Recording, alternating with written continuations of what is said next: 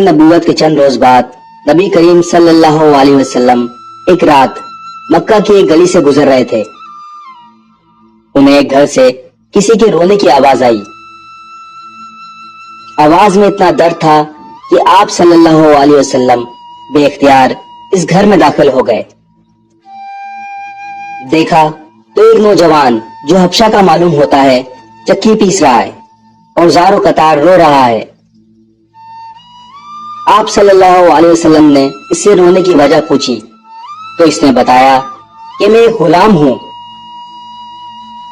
سارا دن اپنے مالک کی بکریاں چراتا ہوں اور شام کو تھک کر جب گھر آتا ہوں تو میرا مالک مجھے گندم پیسنے کے لیے ایک بوری دے دیتا ہے، جس کو پیستے پیستے میری ساری رات لگ جاتی ہے۔ میں اپنی قسمت پر رو رہا ہوں کہ میری بھی کیا قسمت ہے، میں بھی تو ایک انسان ہوں، میرا جسم بھی تو آرام مانگتا ہے، مجھے بھی نیند ستاتی ہے، لیکن میرے مالک کو مجھ پر ذرا بھی ترس نہیں آتا۔ کیا میرے مقدر میں ساری عمر اسی طرح رو رو کر زندگی گزارنا لکھا ہے؟ نبی کریم صلی اللہ علیہ وسلم نے فرمایا، میں تمہارے مالک سے کہہ کر تمہاری مشقت تو کم نہیں کروا سکتا، کیونکہ وہ میری بات نہیں مانے گا۔ ہاں، تمہاری تھوڑی مدد ضرور کر سکتا ہوں کہ تم سو جاؤ اور میں تمہاری جگہ چکی پیستا ہوں۔ وہ غلام بہت خوش ہوا اور شکریہ ادا کر کے سو گیا۔ آپ صلی اللہ علیہ وسلم اس کی جگہ چکی پیستے رہے۔ جب گندم ختم ہو گئی تو آپ اسے جگائے بغیر واپس تشریف لے گئے۔ دوسرے دن پھر آپ وہاں تشریف لے گئے اور غلام کو سلا کر اس کی جگہ چکی پیستے رہے۔ تیسرے دن بھی یہی ماجرا ہوا کہ آپ صلی اللہ علیہ وسلم اس غلام کی جگہ ساری رات چکی پیستے اور صبح خاموشی سے اپنے گھر تشریف لے آتے۔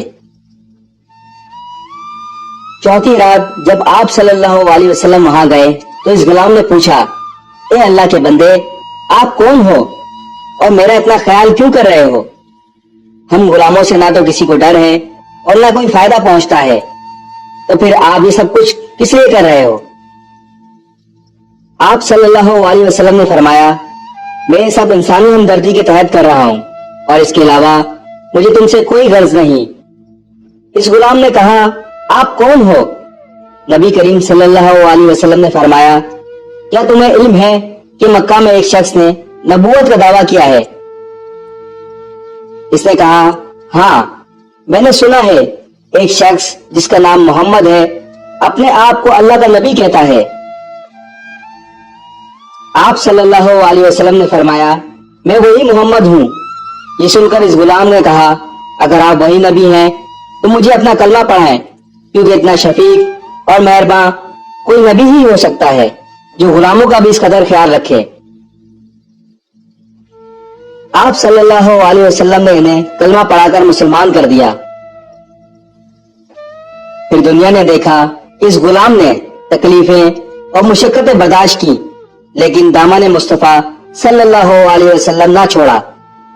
انہیں جان دینا تو گوارا تھا، لیکن اتنے شفیق اور مہربان نبی کا ساتھ چھوڑنا گوارا نہ تھا۔ آج دنیا انہیں حضرت بلال حبشی رضی اللہ تعالیٰ عنہ کے نام سے جانتی ہے۔ نبی کریم صلی اللہ علیہ وسلم کی ہمدردی اور محبت نے انہیں آپ صلی اللہ علیہ وسلم کا بے لوث غلام بنا کر رہتی دنیا تک مثال بنا دیا۔